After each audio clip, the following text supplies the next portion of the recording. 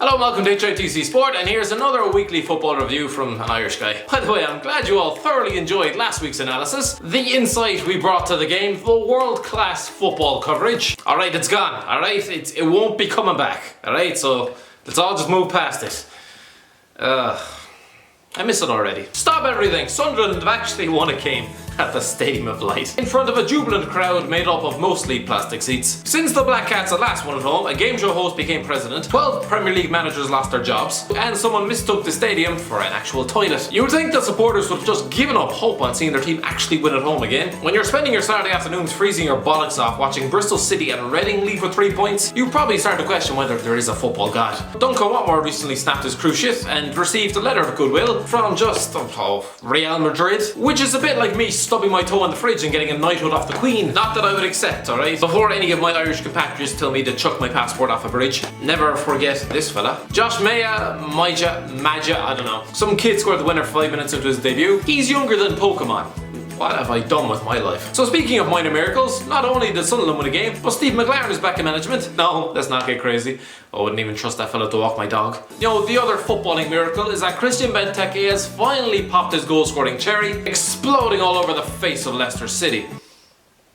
That metaphor worked better in my head. Benteke, the man who once spent about 18 months at Villa pining for bigger things, has found himself a liability this season. He hadn't scored since the back end of the last campaign, and, well, we won't revisit the penalty last week. Can you believe Liverpool actually paid £30 million for this fella? Oh wait, on second thoughts, yes I can. So Leicester City were the ones to concede against the Belgian, and then it was a battle of the Wilfreds. Zaha continues to prove why Gareth Southgate should have picked him for England and not, God help you all, Nathan Redmond. Indeed, he celebrated his 21st birthday, not like most of the population, stuck in a bush at half-10 sticking of cat piss, but instead by getting a red card. Veering over to Scotland for a second, Celtic lost their first league game of football since Wes Morgan lifted the Premier League trophy, seems like a lifetime ago now, losing 4-0 to Hearts. Now, while that result has about as much impact on the title race as this video does on Brexit talks, if anything, this whole thing would probably boost the Leave vote, it still brings Celtic's unbeaten run to an end at 69, which is a bit of an unfortunate number. So many strange things and minor miracles are happening this weekend. I half expected Man City to lose a game, Berahino to pop up with a goal, or my father to come back from the shops. Does it take 12 years to buy a pint of milk, does it? The league is over, Jesus Christ, just give it to Man City. Let's just be done with it. Does this mean we can all go home now? You're a YouTuber, you never leave home. Who let you out of the shed? I remember the days when watching Man City was genuinely hilarious. And I'm not even talking about last season when they had a man with hands made of pizza between the sticks. I remember when they were resigned to chucking goalies up front, when their top scorer for the season had 6 league goals, and when they didn't score a single goal at home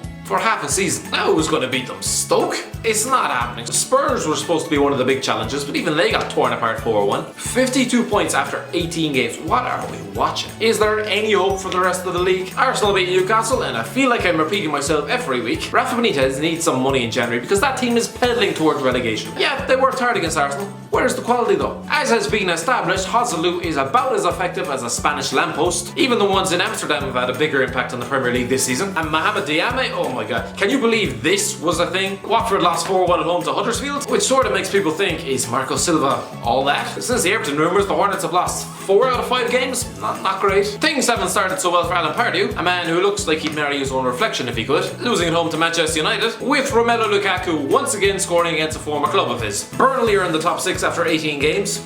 Burnley. This is madness. They have only 6 points less than Leicester did at this stage of the season, 2 years ago when they won the league. Good to know I always backed them though. Burnley. Despite Burnley having been turned into Ireland FC, I'm still going to predict a swift relegation via second season syndrome, which is a thing. Jesus, those sideburns deserve a channel of their own. Kevin De Bruyne is proving himself to be the most talented ginger in England, and yes, I'm most definitely including Ed Sheeran in that, even though he is invading the charts like it was 1939. Seriously, he's in the iTunes top 10 4 times. 3 of them are the same damn song. But unlike Sheeran, De Bruyne doesn't make me want to chop my ears off and donate them to charity. Once again, he ran the show, tearing Spurs to pieces, even if Dele Alli tried to turn his ankle into soggy Weetabix. Is Mark Hughes gone yet? By the time this video is released, he could well be. He could be shuffling out the door, collecting his P45, as Saido Berahino continues to sentence managers to the unemployment office. Stoke were pitiful once again. While David Moyes continued his career rehabilitation, Marko Arnautovic had around 25,000 people telling him he was a wanker for 90 minutes, and just like Russell Brand during most of his 20s, spent most of his evening trying desperately to score. He finally did after almost breaking the crossbar about 3 times, soaked up the booze and the 3 points, while Joe Hart sat on the bench wondering,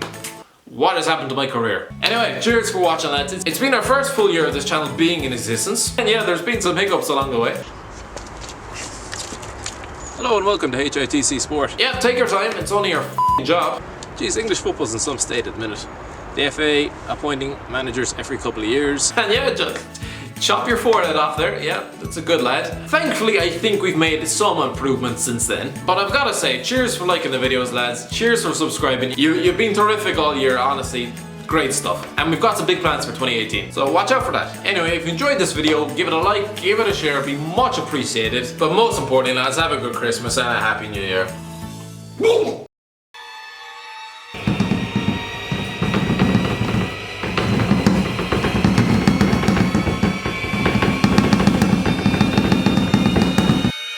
It's still alive.